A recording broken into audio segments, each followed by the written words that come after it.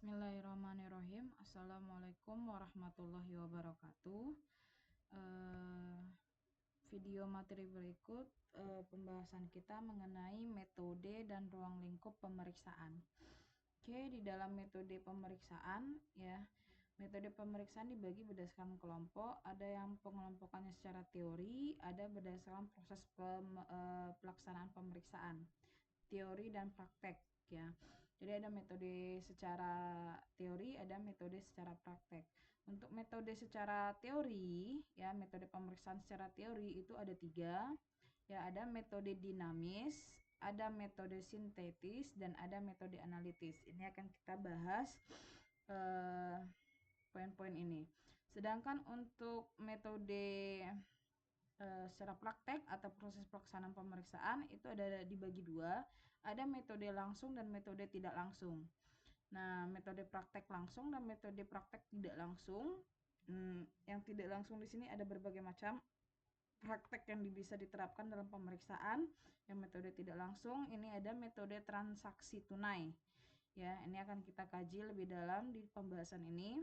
Ada metode terkait transaksi bank yang dicek, ada metode perbandingan kekayaan bersih, metode sumber dan penggunaan dana, metode pendekatan laba kotor, satuan dan volume, metode pendekatan produksi.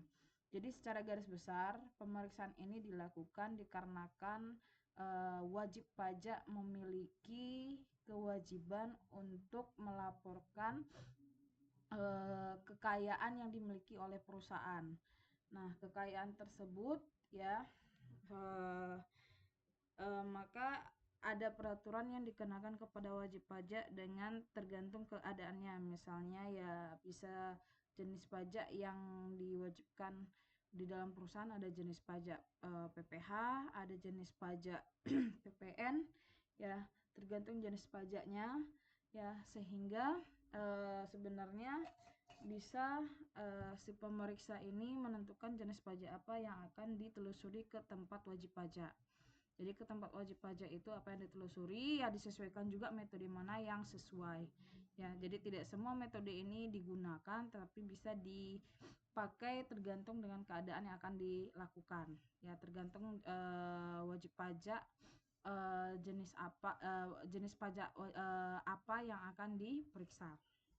Oke, ini kita kaji pajak itu dikenakan dikarenakan ada sumber penghasilan yang dikenakan pajak pada objek tersebut.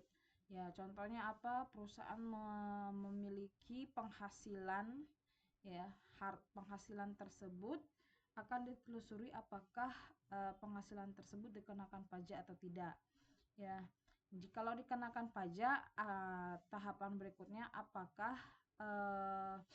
angka yang tertera itu sudah sesuai atau belum. Karena emang praktik di lapangan banyak kejadian itu penghasilan yang dilaporkan, penghasilan ini udah dihitung dengan tarif pajak. Jadi penghasilan kena pajak yang dilaporkan itu bisa saja tidak sesuai yang secara realnya. Emang yang dilaporkan itu kan hanya berbentuk catatan laporan angka, tapi secara fisik, secara realnya apakah betul penghasilan kena pajaknya nilainya sekian. Makanya perlu ada pemeriksaan lebih lanjut. Nah, di sini kita kaji metode pemeriksaan secara teori. Teoritis ada 3, ada metode dinamis, sintetis, dan analitis. Metode dinamis ini adalah metode pemeriksaan yang menghendaki penguasaan masalah yang terjadi di luar teknis maupun prosedur pemeriksaan, terutama terhadap hal-hal yang berkaitan dengan liku-liku dunia usaha. Contoh, jadi ketika akan memeriksa bisnis entertainment, maka pemeriksaan pajak mau nggak mau harus menguasai seluk-beluk bisnisnya. Jadi itu tantangan bagi pemeriksa pajak memeriksa berbagai jenis macam usaha dan harus memahami bagaimana alur pendapatan itu bisa diperoleh oleh perusahaan tersebut dan bagaimana biaya-biaya yang mungkin yang dikeluarkan oleh perusahaan. Jadi harus paham seluk-beluk tentang alur bisnisnya seperti apa. Ya, sehingga selaku sebagai pemeriksa, dia akan tahu celah-celah di mana yang mungkin bisa terjadi di kecurangan atau manipulatif data. Ya, jadi harus tahu pola pikir uh, usaha. Ya, pola pikirnya itu ibaratnya kira-kira ya namanya selaku pemeriksa harus ada sikap kecurigaan ya. Baik audit pemeriksa pajak maupun auditor yang lain itu diwajibkan mereka memiliki sikap skeptisme ya. Skeptisme ini adalah sikap yang kecurigaan ya. Dia harus ada sikap curiga. Itu secara teoris ya. Kemudian jadi itu ya, dinamis ini ya mencocokkan dengan keadaan. Nggak bisa memeriksa jenis usaha A dan usaha B itu disamakan. Jadi dinamis, maka diganti metodenya, jangan yang seperti ini. Nah, dia dinamis ya. Tidak monoton satu metode itu dipraktekkan dengan ke jenis usaha yang lain atau wajib pajak yang lain. Oke, kemudian ada metode sintetis. Ya, di sini pemeriksa yang menghendaki pengujian atas jumlah akun ya, pada buku besar tahunan yang dimulai dari dokumen dasar pada kaitannya dengan arus uang yang tercermin dalam buku kas. Ini sama seperti metode dari siklus awal sampai informasi laporan keuangan atau sampai buku besar ya. Jadi dia menguji satu-satu akun ya. Jadi laporan keuangan perusahaan itu akan dilihat bukan dari laporan keuangan yang terakhir, tapi dari awal akun-akun itu terbentuk. Ya, akun kas diperiksa, akun piutang diperiksa, akun pendapatan diperiksa, per akun-akun yang diperiksa. Nah, ini kebanyakan dari metode analitis. Kalau analitis itu memeriksa dari angka-angka yang ada di laporan keuangan. Ya. Jadi ini metode yang secara teoritis ya, metode dari dinamis, sintetis, dan analitis. Oke, kita lanjut. Nah, masuk metode praktek itu ada dua ya. Secara prakteknya metode pemeriksaan ini ada dua, metode yang secara langsung dan metode tidak langsung. Nah, metode praktek yang langsung ya, proses pelaksananya itu adalah metode yaitu teknik dan prosedur pemeriksaan pajak dengan melakukan pengujian atas kebenaran jumlah penghasilan yang dilaporkan. Metode langsung ini memeriksa jumlah penghasilan yang dilaporkan. Ini yang tadi saya sebutkan. Nah, untuk lebih meyakinkan hasil pemeriksaan terhadap bukti-bukti pendapatan, maka dilakukan pengujian cross-check. Nah, cross-checknya adalah pengujian atas dokumen seperti order pembelian, surat pengantar barang, foto penjualan, memory cash register. Nah, pengujian jumlah fisik dengan cara membandingkan arus barang, arus uang, dan arus piutang ini dibanding-bandingkan. Jadi ini prakteknya gitu ya. Prakteknya itu akan meneliti apakah pendapatan ini benar yang dilaporkan. Jadi pemeriksa sebanyak itu faktur penjualan, tidak semua faktur itu akan transaksi penjualan itu akan dicek. Mungkin 5 atau 6 ya, 6 faktor dicek apakah benar dengan yang tertera ya. Itu akan dibandingkan dengan catatan transaksi dengan bukti dokumennya. Nah, kemudian juga dilakukan perbandingan fisik dan jumlah barang. Nah, di data fisik barang itu sudah nilainya sudah 0 gitu. Pas dicek fisik barang tersebut di perusahaan masih 10 item lagi. Nah, ini kan berarti ada transaksi penjualan bukan, ini kebalik ya. Barang itu dicek nilainya 10. Tapi di catatan laporan keuangan perusahaan barang itu masih ada 20 item lagi. Ya.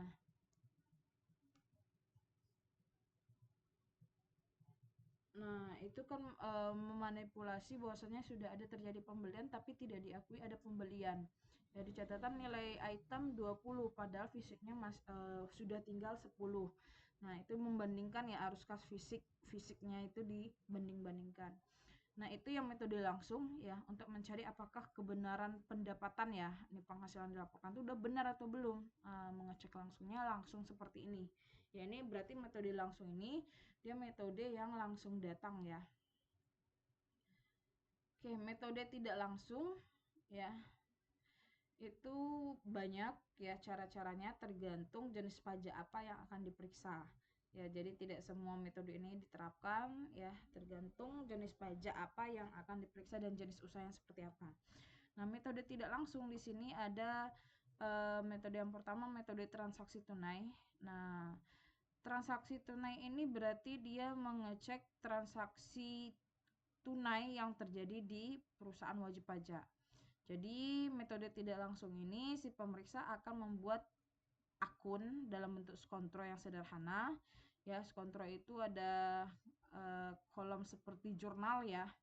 Nah, itu dibuat ada jumlah pengeluaran, ada jumlah pendapatan ya. Nah, itu akan membandingkan apabila jumlah sisi kredit lebih besar daripada jumlah sisi debit, maka ini selisihnya ini penghasilan yang tidak dilaporkan. Jadi kalau seandainya sisi kredit atau sisi pengeluaran lebih kecil daripada sisi pendapatan, maka ini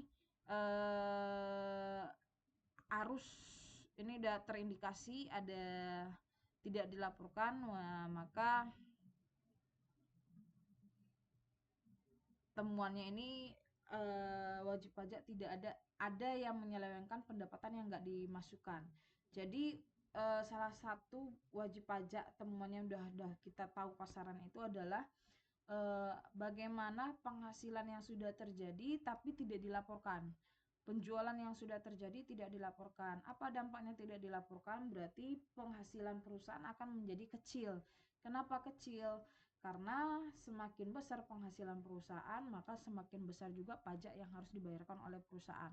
Makanya solusi perusahaan supaya tidak bayar pajak yang tinggi, mereka akan mengurangi nilai penghasilan atau dengan cara membesarkan biaya-biaya. Jadi biaya-biaya yang tadinya nggak ada, tiba-tiba muncul di dalam laporan keuangan perusahaan, di dalam melaporkan laporan pajak. Nah, jadi pemeriksaan pajak ini gampang aja sebenarnya. Meneliti apakah pendapatan itu dilaporkan dengan benar dan apakah beban-beban yang dicatat di dalam laporan keuangan itu dengan benar. Ya, bisa saja beban yang tidak boleh dimasukkan di dalam ada beban yang tidak boleh dimasukkan di dalam mengurangi nilai penghasilan ya. Tidak semua beban itu bisa mengurangi nilai penghasilan bagi laporan pajak. Ya, jadi metodenya itu kalau nggak mengecek pendapatan itu ditulis dengan benar ya, atau mengecek di bagian beban yang dilaporkan itu dengan benar ya. Oke, kadang beban itu keluar misalnya beli harta sekian ya untuk operasi, atau beban sewa gedung. Nah, gedungnya padahal nggak ada, tapi tertera di situ beban sewa gedung ya. Nah, itu kan beban itu kan jadinya besar. Nah, itu kan di cross check sama pemeriksa, benar nggak ada gedungnya ini ya.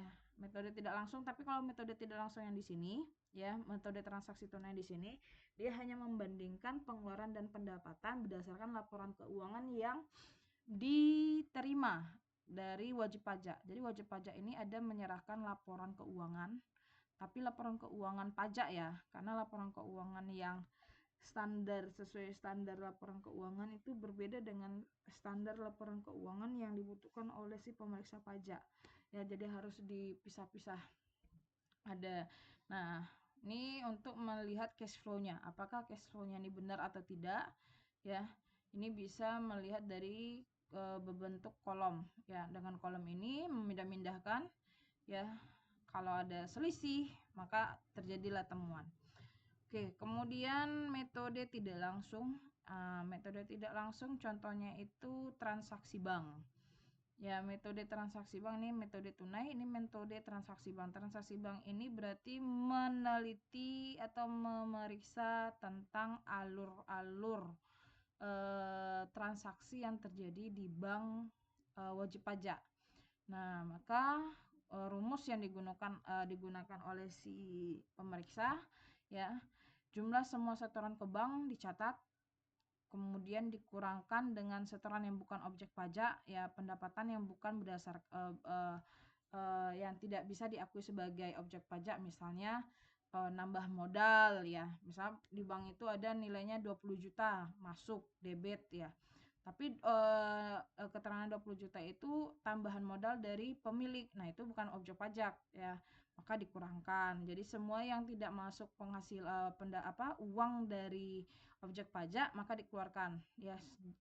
Kemudian jumlah setoran yang dikurangkan, setelah dikurangkan itulah jumlah setoran yang objek pajak ya. Penghasilan kan bisa saja ditransfer melalui bank. Kemudian ditambahkan dengan penerimaan yang tidak disetorkan, misalnya cek ya. Cek ini sudah diterima tapi belum dicairkan ya. Jadi kan ada cek yang sudah diterima perusahaan atas penjualan di mana pelanggan membayar dengan cek. Nah, perusahaan cek itu kan dicairkan ke bank tapi belum dicairkan. Nah, itu menambah juga penerimaan. Ya, kemudian pendapatan yang seharusnya ya yang belum tercatat ditambahkan. Kemudian dikurangkan lagi. Maaf, ini total dari pendapatan yang seharusnya ya, jumlah setoran ditambah pendapatan penerimaan yang tidak disetorkan, misalnya cek, itulah pendapatan yang seharusnya. Kemudian dikurangkan dengan pendapatan yang dilaporkan dalam laporan keuangan. Nah, dibandingkan ya, pendapatan yang di dalam laporan keuangan itu berapa. Nah, maka ini terindikasi pendapatan yang tidak dilaporkan. Ini yang secara tidak harus datang ke perusahaan wajib pajak untuk melakukan pemeriksaan.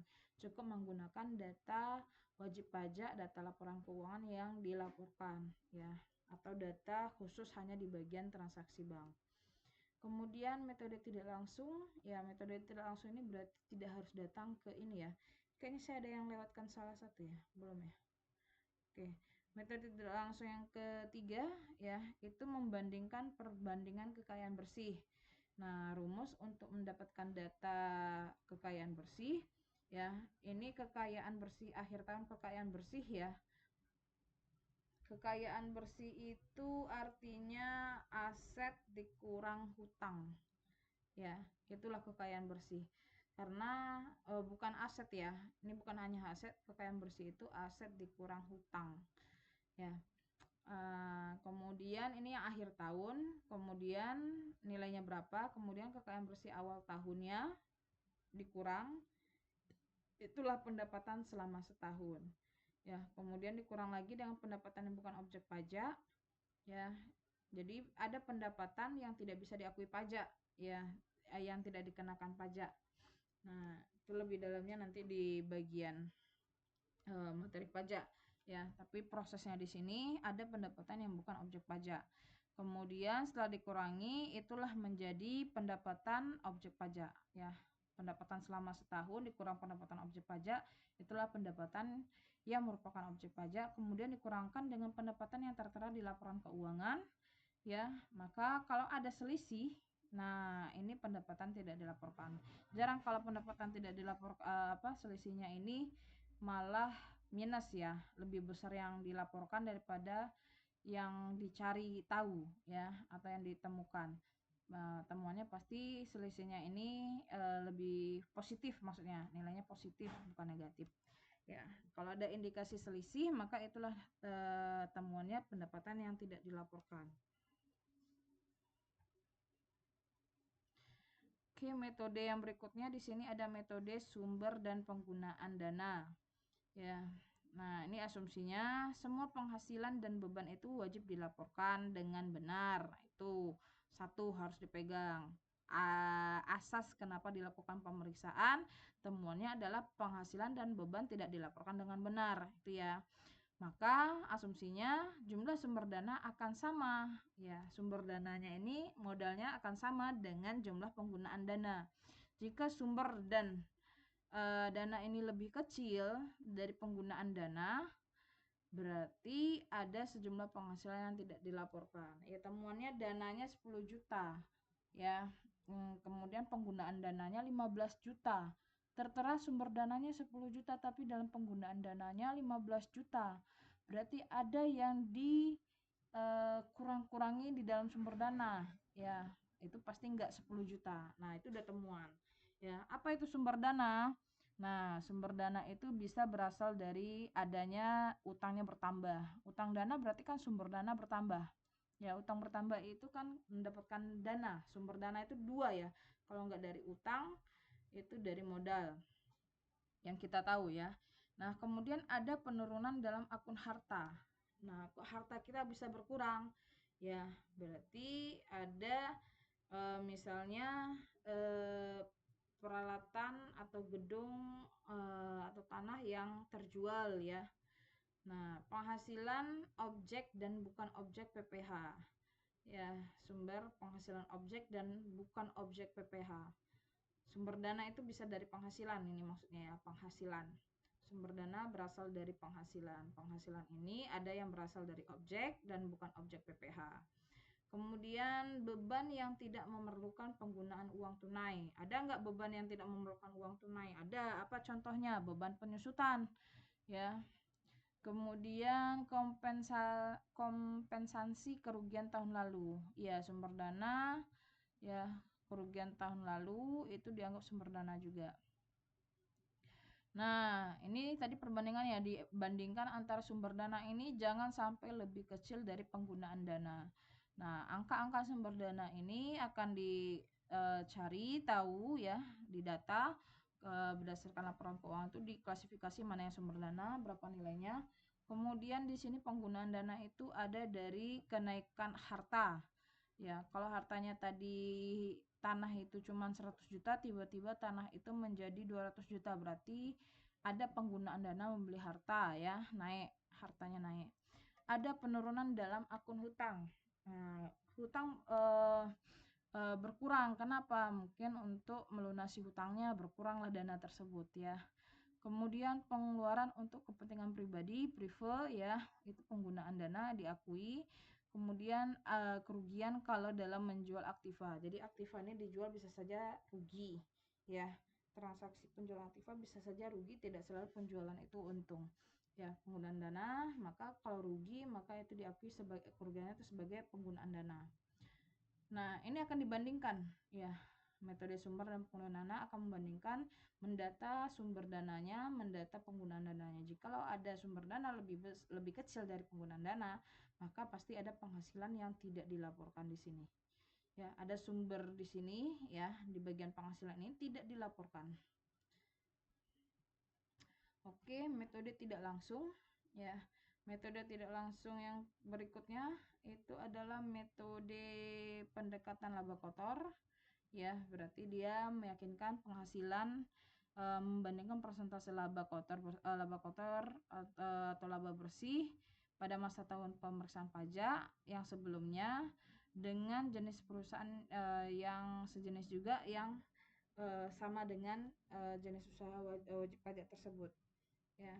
Atau metode satuan dan volume ini melihat atau meyakinkan penghasilan yang diterima wajib pajak ini telah melakukan perhitungannya ini dengan cara mengalihkan jumlah satuan volume dan realisasi per harga satuan. Ya, misalnya pabrik itu berapa jadi meneliti hanya di bagian produknya aja.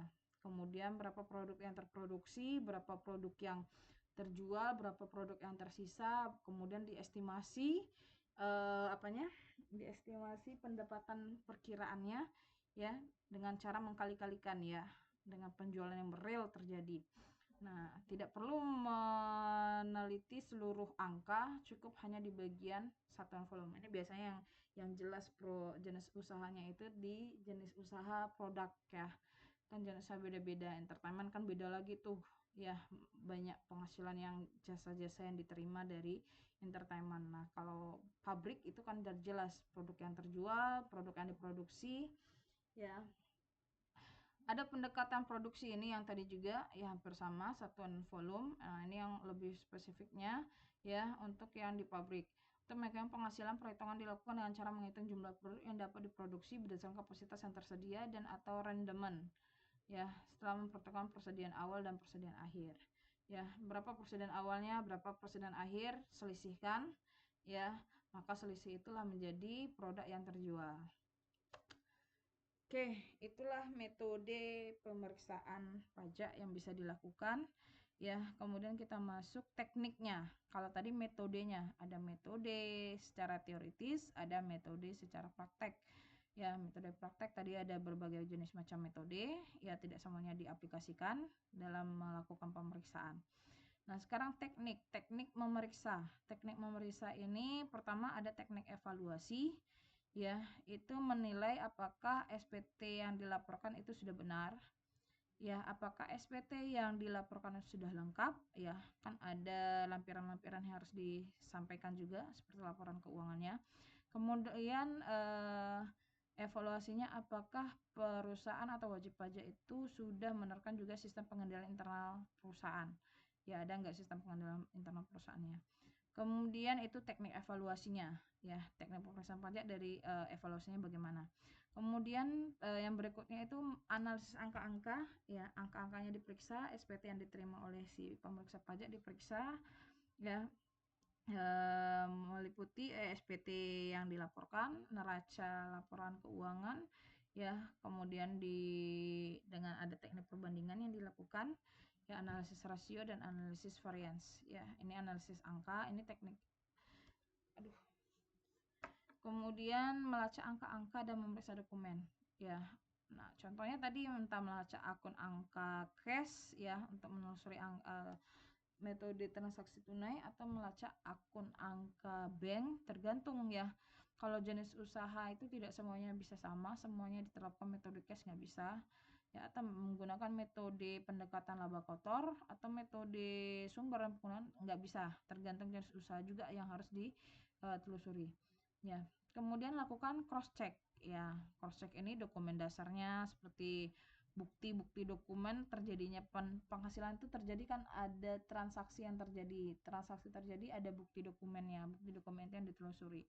Kemudian membandingkan antara catatan yang dilaporkan dengan fisik yang sebenarnya, fisik yang sebenarnya, seperti, ya, contohnya nilai barangnya, jumlah piutangnya benar atau tidak, ya. Piutangnya itu sebenarnya piutang perusahaan wajib pajak itu tertera 15 juta. Ya, satu orang ada berpiutang 15 juta.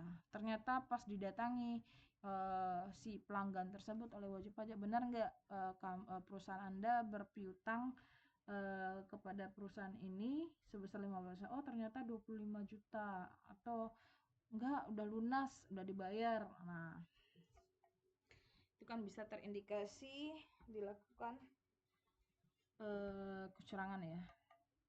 Jadi ada pengujian cross check antara catatan dengan yang fisik, ya. Kan kelewat. Teknik pemeriksaan yang kelima, ya, ada pengujian mutasi setelah tanggal neraca.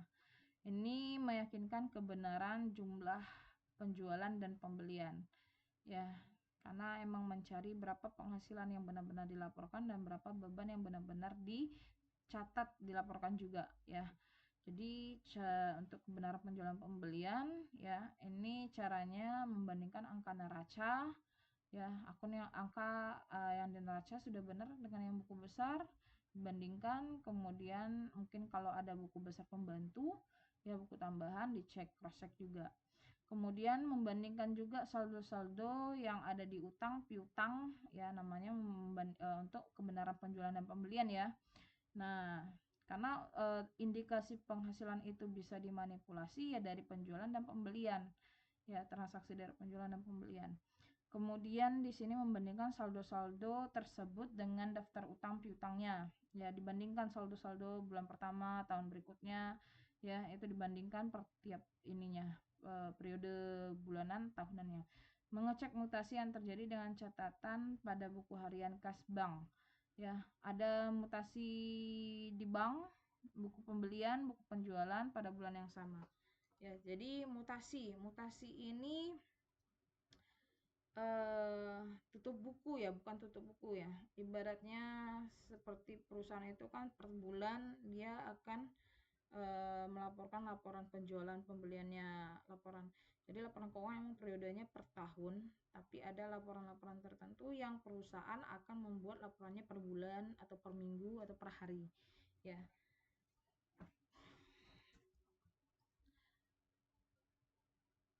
Kemudian memanfaatkan informasi pihak ketiga, yaitu itu tadi cross checknya, cross check ke bank, cross check ke misalnya ke pelanggan atau departemen utangnya ya, dia berutang kemana.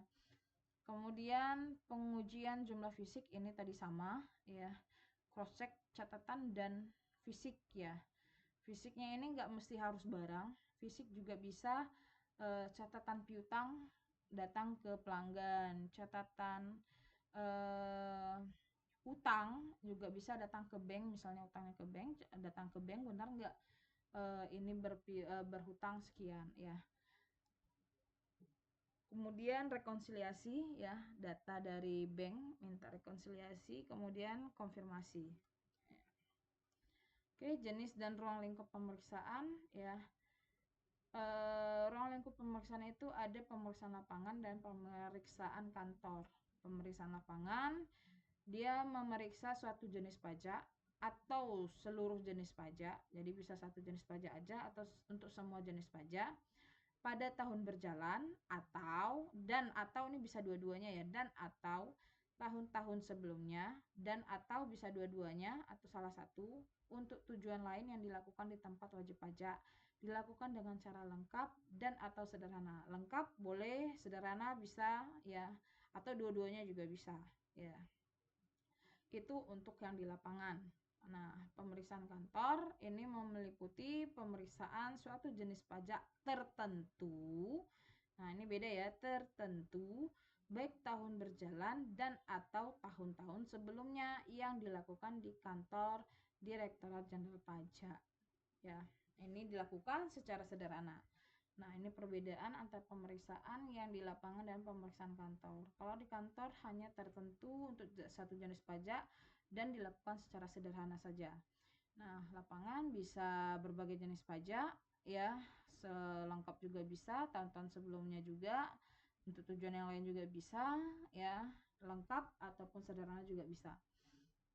Kemudian ditinjau dari segi pelaksanaan tugas, pemeriksaan pajak ini dibagi dalam 3 jenis, yaitu pemeriksaan lengkap, sederhana lapangan, sederhana kantor.